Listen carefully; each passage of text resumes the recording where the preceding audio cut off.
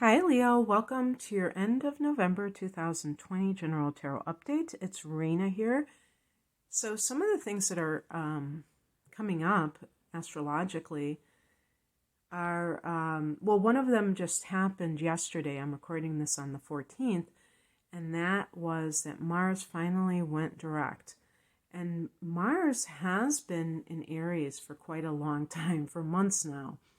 The typical transit of Mars is just like less than 2 months long, maybe about 6.5 or 7 weeks, something like that. And so when it goes retrograde, it obviously extends that time because it's traveling backwards, so to speak, and then going direct. And so this is a fellow fire sign. And this has been in the area, in your particular case, of the ninth house, which is a very expansive place for it to be. So Mars in the ninth, now that it's direct, if you have been wanting to travel, maybe you have been frustrated by an inability to be able to do what you want to do as it pertains to long distance travel, and whether it's for pleasure or that it's connected to career. And you may have felt that frustration when Mars was retrograde, that you couldn't, maybe plans got canceled or something like that, and now there's a possibility of more growth. If you work in a university, this is also the house of the higher mind and higher education. There may have been a conflict with that you could not be overt about, that you had to kind of keep to yourself. And that may have increased. That could be your workplace, and that may have been a lot of buried resentment or anger that now can be more productively discharged in whatever way. So I know that's kind of like an obscure one, but in any case, for all of us, it'll be this sense of moving forward. And because it's in a fellow fire sign, it forms a trine to your sun, and therefore it's cooperating with you. It's not working against you. Okay. And then the other thing is that on the 14th of November or the 15th, depending on where you live in the world, there is a new moon in Scorpio, 23 degrees of Scorpio, and that is another fixed sign like you. So just like with the fire element, you have that Mars in common, you have the new moon in common by modality. And so this is Scorpio, so it forms a square to you.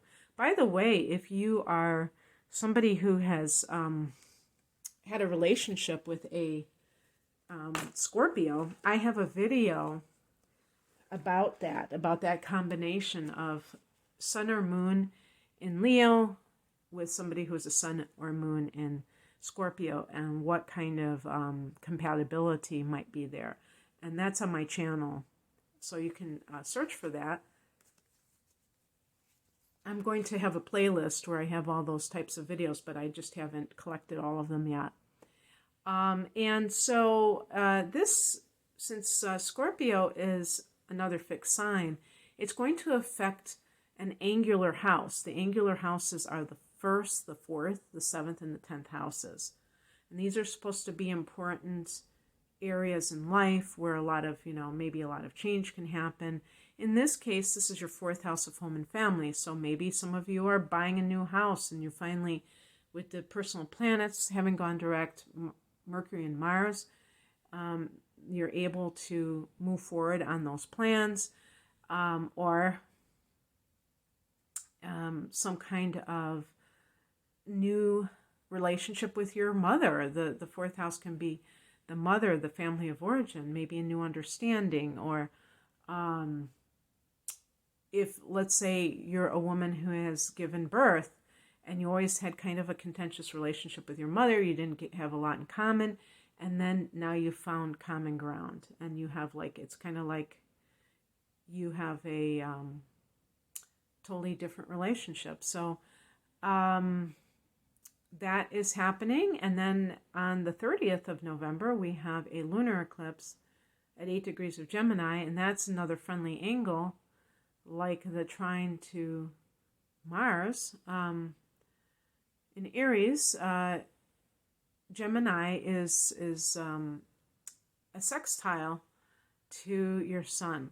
And this is going to affect your 11th house of hopes and wishes. So it's possible when the lunar eclipse happens, being a powerful full moon, that this could have some kind of an effect where all of a sudden your dreams come true, or a specific dream that you have had that maybe you felt would never happen, and it finally came in for you, like your ship coming in. Used to be an expression. So, like, it's very dramatic when it's a lunar eclipse. Okay. Enough about astrology. Let's look at the tarot.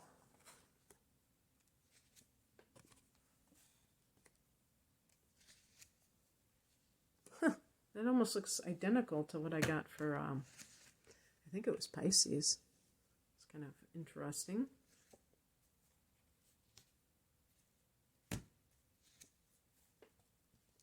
That's a card I associate with you, the Queen of Wands. Sorry about, can't really show you all these cards at once. Oh, that does a decent job. But anyway, the heart of the matter is the High Priestess. Perhaps you are engaging in some kind of a spiritual discipline, or, like meditation. Let's see, what is your 12th house? So you've got Cancer there. I think especially at the end of the year, when you have a lunar, no, it's not a lunar eclipse, it's a full moon in the 12th house. That might be ending the year in a very kind of a meditative state. Maybe you have some spiritual insights into your life.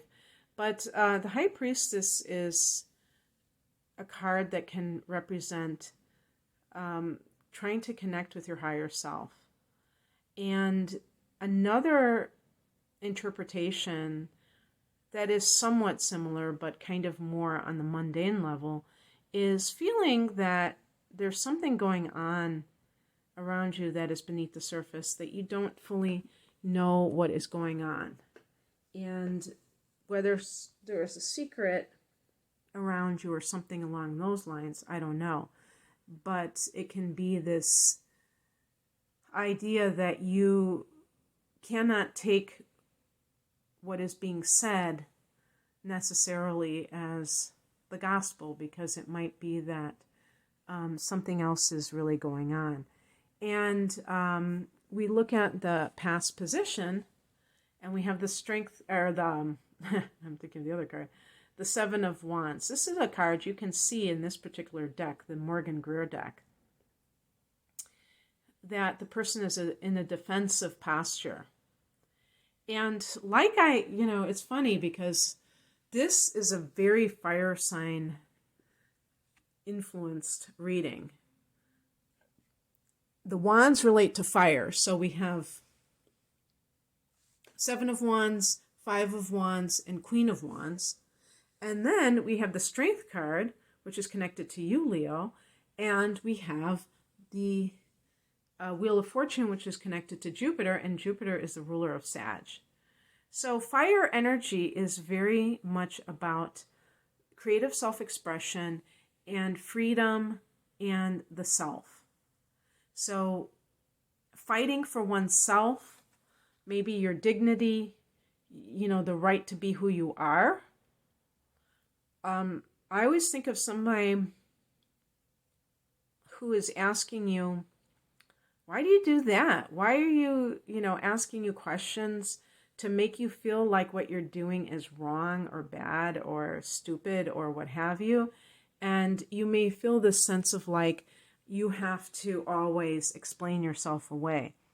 And it can feel very humiliating, uncomfortable, aggravating.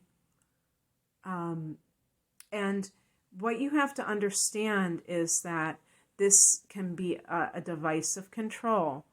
Leos tend to be confident, but Leos are human beings, and some Leos are not confident, and they have a past where they may have been criticized too much, or whatever it is that makes them doubt themselves. And this kind of individual can kind of maybe even maybe your confidence has been eroded by a toxic relationship, especially if it's like a romantic type of relationship. But sometimes it might be like a workplace situation with a boss that is very controlling and manipulative, or a parent even. And you can be a grown-ass adult and still have that kind of parent who wants to kind of plant seeds of doubt within you so that you feel that you're not good enough and that you always question whatever it is that they are kind of going, why do you do this? And asking you questions, or downright, putting you on the defensive, criticizing your choices in life. So the reason that the High Priestess is important here is because this can be a device that this person is using while they are doing something else. So let's say this is a spouse, a committed partnership situation. Sometimes people put you on the defensive as an offensive move. They're accusing you of doing things, or they're acting very suspiciously, they're being suspicious, and they're suspicious of you, is what I meant to say. And that means that you have to profess your innocence. And that's all like a manipulation to get you to feel that you are under scrutiny, when in fact they should be under scrutiny because they're the ones doing the dirt, if you know what I mean. So it could be one of those types of deals. And even in the workplace, same deal. Putting you on the defensive so that they can get away with whatever it is that they're trying to get away with. And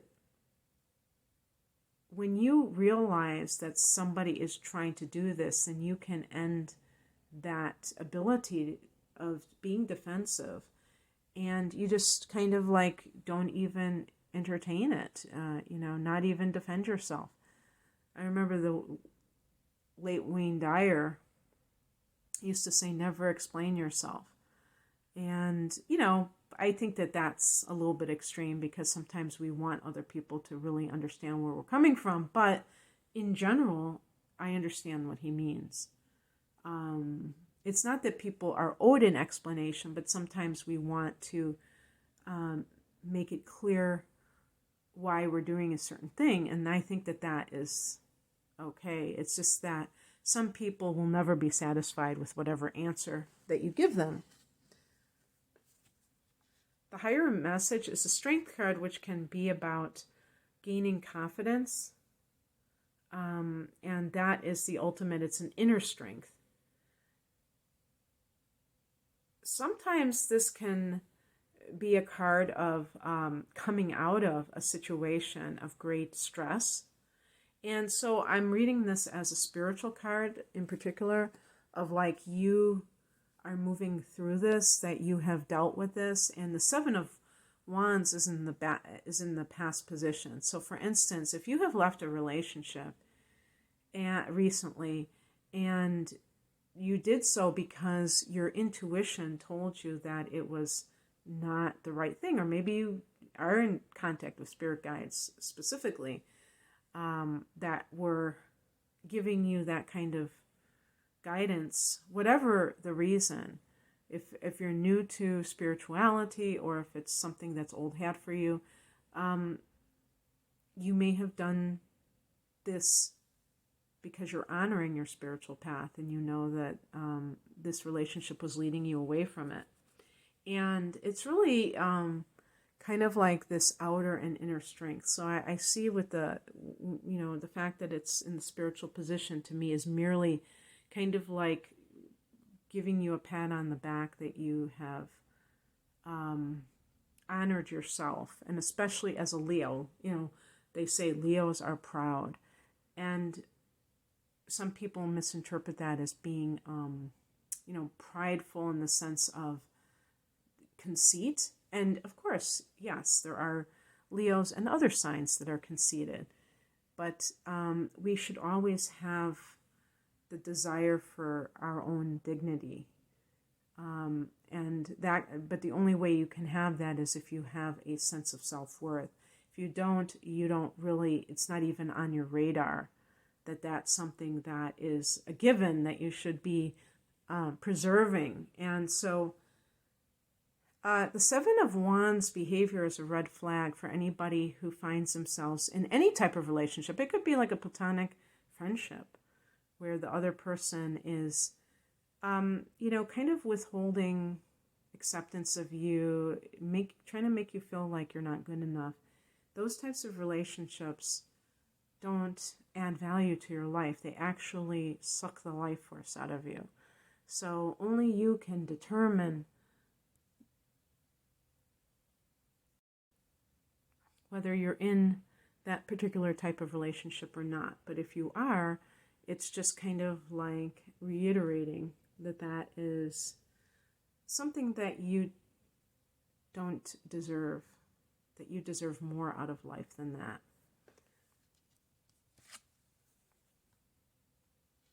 What crosses you is the Wheel of Fortune, which is a card of, the cycles in life. Sometimes you're on the top and you're just kind of toasting to your success, and sometimes you're falling off of the wheel altogether. And the sense of alignment. So some of you may not have felt aligned lately. Some of you may have felt like things have not been gelling the way that you have wanted them to. And my feeling is that all of us probably feel that way to some degree or another, because of outer events. And for Leo, you're a fixed sign. So in particular, when there is change, especially radical change, that you did not plan on, you may not take very kindly to it. It may feel very unsettling, more than the average sign. Is there such a thing as an average sign? More than the average person. You might feel like a little bit discombobulated. So it's important that you remain flexible.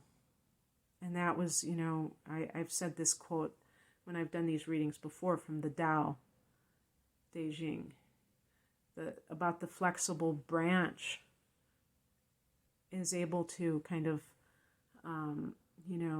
be blown by the wind, and the rigid branch snaps in two. And the fixed modality, the four signs that represent it, Leo, Aquarius, Scorpio, and Taurus, can tend to be rigid in their behaviors, their attitudes, and their actions. They can tend to, like that habitual pattern, and something that kind of comes and throws a monkey wrench into your plans can be really, can kind of freak you out. So the bottom line is that you have to, I think the first thing is simply accepting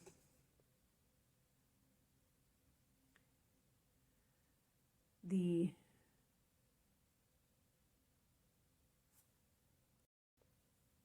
true saying that you hear that there are no guarantees in life.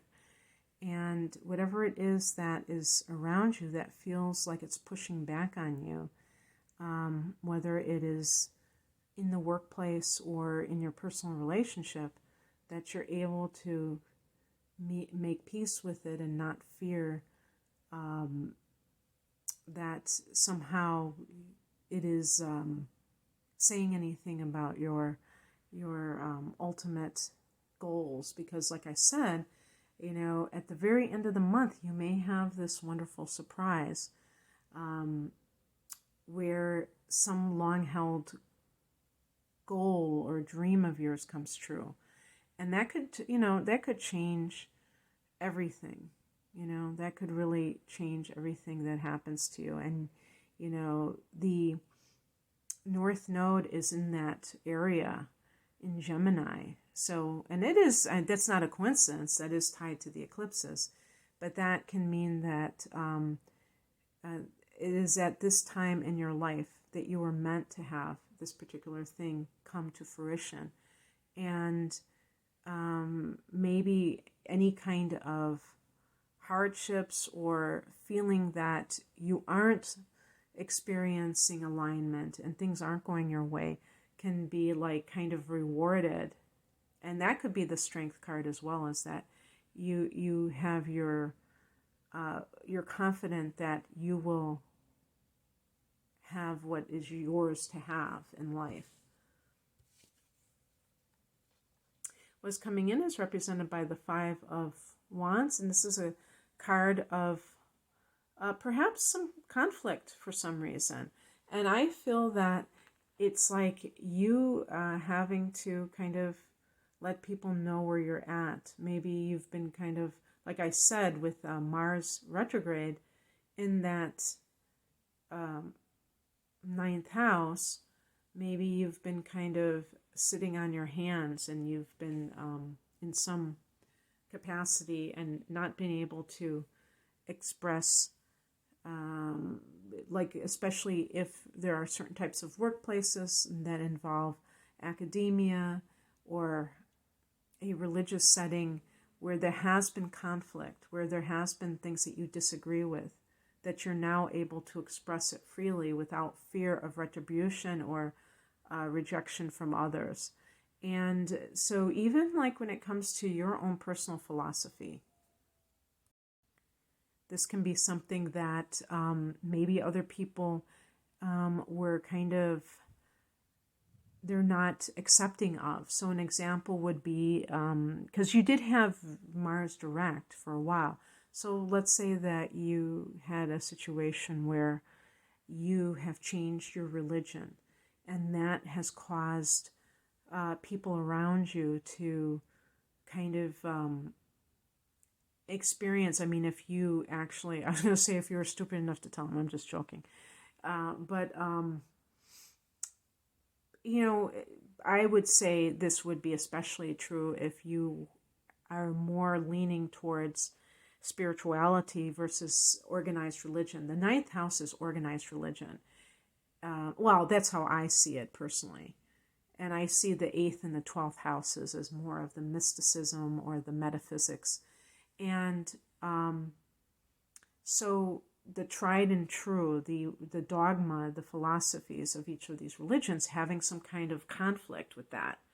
Maybe your church, having a conflict within the church that you belong to and questioning these things and meeting with some kind of opposition and having to defend yourself. I mean, the 7 of Wands may be you defending yourself. Yeah, I didn't even think about this. It's so funny. With the High Priestess, you might be more of a mystic now, and you're questioning that dogma. Oh, if you meditate, that's satanic or something like that. And saying, why is it satanic? Oh, if you get an astrology reading, that's bad. Why is that bad? I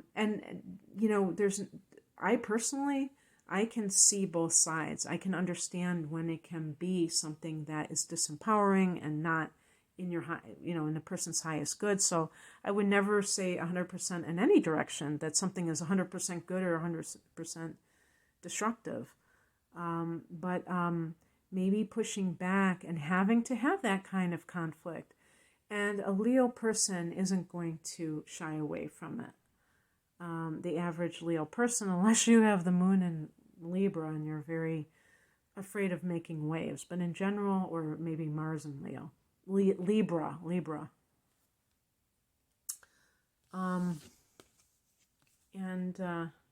The outcome is the Queen of Wands. And I really think, maybe because that's sunflower, I think that this is you embodying your highest self. But they tell me it's Sagittarius, so go figure. But it's interesting because in terms of a timing card, the Sagittarius, we are going to have the sun go into Sag on the 21st. And the significance for Leo is that this is your house, the fifth house, the house that you rule. So, when the sun goes into Sag, it's like the sun going into Leo for you. And then we're going to have a solar eclipse in this house. So for Leos in particular, this can be an area of, if you want to call it lucky, if you want to call it aligned, where all the things of the fifth house are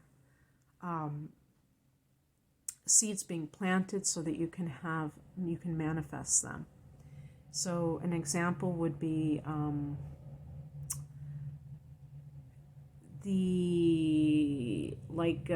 this is a house of creativity, new creative projects, a house of love, new love coming in. Now this is in December 14th to be exact, so this is up and coming. But if this is a timing card, it might be like, just wait and see. This too shall pass. If you've been experiencing some kind of a conflict, especially like fighting against more conservative religious influences, or if this is in the workplace or wherever this is, that you are going to come into your own within a month's time from when I'm recording this in mid-November. So just hang in there and everything should gel.